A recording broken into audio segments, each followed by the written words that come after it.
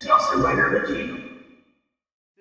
Hey YouTube, Dawson Rider here. Welcome to my review for the Ben 10 movie, Ben 10 versus the Universe from the Ben 10 Reboot series. So I haven't really been covering this series itself outside of toys a ton, outside of doing the main review of the first pilot of this, and then I did a little trailer breakdown. And in the trailer breakdown I asked if people wanted to see me cover the movie, and they said yes. So I figured, why not? And honestly, it was a pretty good movie. I would say, I'll say this at the end. I was gonna say something now, but I'm gonna say it at the end. So just stay tuned for what that was that I just mentioned. So, it was very reminiscent of Secret of the Omnitrix in a lot of ways. Like, a lot of the plot was different, but there's also some similarities. Like, everything even surrounding it felt similar in the sense that in that original series, they kind of grouped together production of a few episodes and put the efforts into a movie, which was essentially one of the season finales for season 4. And that's the same thing they did here, is that this essentially is a grouping. They just grouped together a bunch of production episodes into a movie, and it's the finale of season 4. And it's very similar in that aspect, just in the way it was done.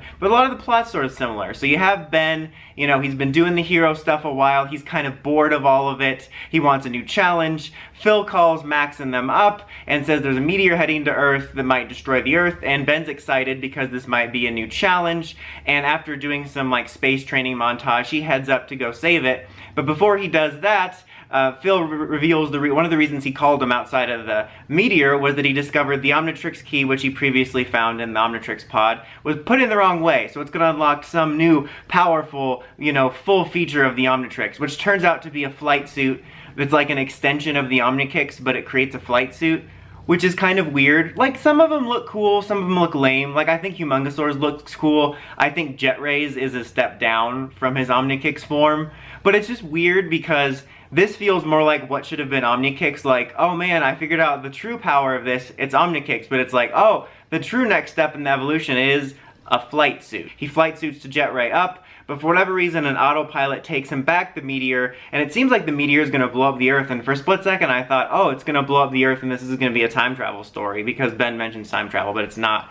But what ends up happening is it's just Vilgax arriving, it doesn't damage the Earth, and the whole time Ben's up in space on Earth, Vilgax is fighting Kevin Levin, the new version of Kevin Levin with the Antitrix, because his Antitrix is going haywire, and Gwen and Phil and Max are trying to help him, and then Vilgax and Kevin are fighting for most of the episode after that, because we find out Vilgax sort of like invaded Kevin's mind and inspired him on how to make the Antitrix, which is kind of cool, and I'll get to that in a minute, but I wanted to mention all that so I didn't forget it, because that's kind of like the B plot. I mean, Vilgax is the A plot, but I mean, the A plot is the stuff going on with Ben, and like we just every now and then cut back to them. But up in space, Ben gets captured by these people who believe him to be Vilgax, and it's actually the race from Bullfrag. Bullfrag, I think, was introduced in the Omniverse series. That's really cool. That was one thing cool about this movie, is that it had a lot of deep cuts and references to previous races and aliens from the various series. But he's kidnapped by them. They think he's Vilgax, and that he's just transforming into Ben, and then they use the footage of him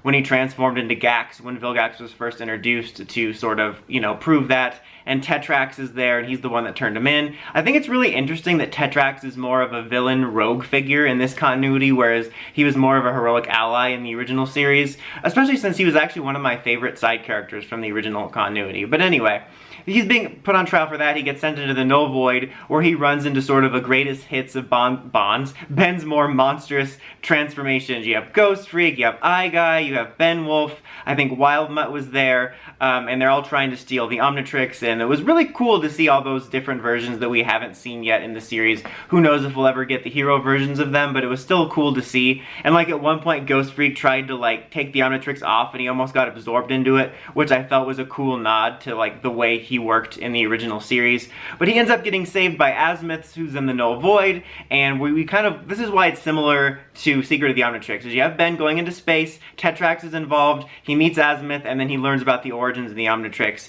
And it's basically not too dissimilar from the original series, except for one notable thing. He describes, you know, he created all these inventions, he wasn't too worried about the repercussions, he worked on the Omnitrix so that he could have people be able to walk a mile in another species' shoes, which was one of the reasons from the original series for why he made it. I believe it was an alien force that he said that when he was talking to Ben about why he made the Omnitrix. Throughout the series, as they changed writers and series, there was like multiple different reasons given for why he made it, but that was the original core reason, so that was similar. The fact that he was kind of high on his you know, inventions was a little bit different, because in the original one he was trying to make up for stuff he did with Ascalon. I think that was the name of the sword. But anyway, one key difference is his assistant was actually Vilgax rather than Albedo and the female Vilgax, and it kind of makes Vilgax's backstory a little bit similar to Albedo's, except for instead of the situation with Albedo where he deemed Ben an unworthy wielder of the Omnitrix, Vilgax just simply wanted the Omnitrix power for himself, and that's why he's so obsessed with it. I thought this was really cool. This was based off of a theory that a lot of people had in the original series. I can't remember if Vilgax was involved with the Omnitrix at all, and I just forgot it, but I don't think so. But I remember there was a theory in the original series that Vilgax was the original wielder of the Omnitrix, which is why he was so obsessed with it. But basically they kind of merged a little bit his story with Albedo's, and then he wanted to create the Antitrix to absorb the power. And then, you know, Azimuth puts Ben through a bunch of trials to try to prove he's worthy to use the Omnitrix to save his family, and basically to not use brute force and to think, and then when he starts thinking and slows down, he's able to, like, mess with the Omnitrix to unlock Goop, our first appearance of Goop in this continuity, whose design is the same as it was in the original introduction in Alien Force, except he's got the classic Omnitrix symbol rather than the green and black Alien Force Ultimate Alien Era 1. So that was pretty cool, and then Azimuth grants him the ability to use the Omnitrix for a little bit longer to save his planet after he selflessly saves the Ripjaws. I think I forgot to mention Ripjaws was there, but that was pretty cool, seeing him, and I liked his character. Like, at the end, he's like, nice guy, right? It was just, I don't know, it was kind of a funny moment. So, Ben then makes peace with the Bullfrags. He heads back to Earth to fight Vilgax, who has bested Kevin, despite the fact that he merged with Glitch briefly to use this mecha suit, and he gets the Antitrix, and he changes it to basically a hybrid form similar to Kevin's from the original series, except it's a Vilgax version, and the way the Antitrix has like a K silhouette, it now has a V, which I thought was pretty cool. But then apparently the ultimate form is just like a Gigantamax Pokemon, which was weird, because he's like, he steals the key, because he needs the key from Ben, and he steals it, and that unlocks the ultimate transformation. And it's weird because he somehow transforms, and then Kevin takes the watch off, but he can still access the transformation. There was a moment like that earlier when Azimuth took the Omnitrix off of Ben, but he still had the Omnitrix power suit, which that's kind of just fast and loose with rules, but whatever. And I thought that was kind of lame. Like, I liked everything about Vilgax being involved with the Antitrix and the hybrid Kevin Levin form, but I thought the idea of the ultimate power just being this giant, really boring looking Vilgax was, well, lame. I thought, honestly, it was going to be ultimate transformations. I thought that was going to be literally the ultimate power, was he was going to access an ultimate feature, since like in the original series, Azimuth was very against that because it was using the aliens even more combatively. But whatever, they needed a reason for Ben to transform into Waybig, which was yet another similarity to Secret of the Omnitrix, except for in that one, Waybig just threw a tiny Vilgax away, but this led to the big final fight, and then Azimuth lets Ben keep the Omnitrix. He briefly takes it and then gives it back.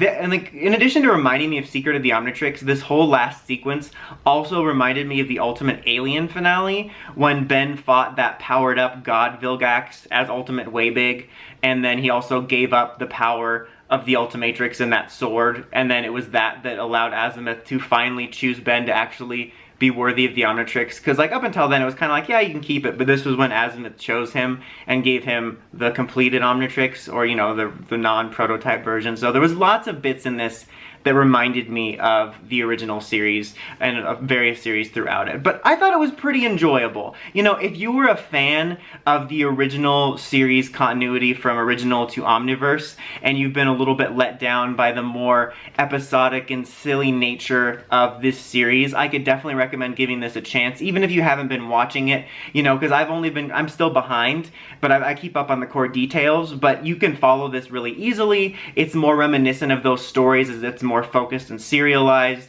and it'll kind of give you a taste of what it was like back then, of kind of less goofy one-off stuff and more of a story about the characters and the mythology. Not to mention, it also gives you a taste of one of the things I do think is neat about this series, which is the slight changes to continuity. You know, like a character or an alien we might have met, like to see how similar or different it is, see what their take is on it. I think there's lots of really cool ideas in this series. Unfortunately, it's kind of buried under a more silly episodic show, but I really do like the ideas. So I think this is, like I said, if you're a classic fan, I think you'll enjoy this, and you'll get an opportunity to see some of the cool mythology ideas that it presents, which is kind of neat. And Apparently season 5 is going to be more like this. It's going to be a little more serialized and not so many episodes. It's actually going to be more event episodes. If you ever watched iCarly, remember in the final seasons when they were like, oh, it's every episode was a special event or a special, the iCarly special. So I don't think it'll quite be like that, but I think they'll all be a little bit longer episodes or movies, and they're supposed to be more story-driven. So, like I said, if you're a classic fan, I recommend checking this out and maybe check out season 5 when it rolls around, because it might be a little bit more up your alley with stuff like that. But yeah, I thought it was overall enjoyable. What did you guys think? Did you like the movie? If you're a classic fan, did you check it out? Let me know in the comments as always, and let me know if you'd like to see me cover more Ben 10 stuff that's not toys in the future, like potentially season 5 specials. Anyway, until next time, like, comment, subscribe. Till next time, Dawson Ryder, signing out.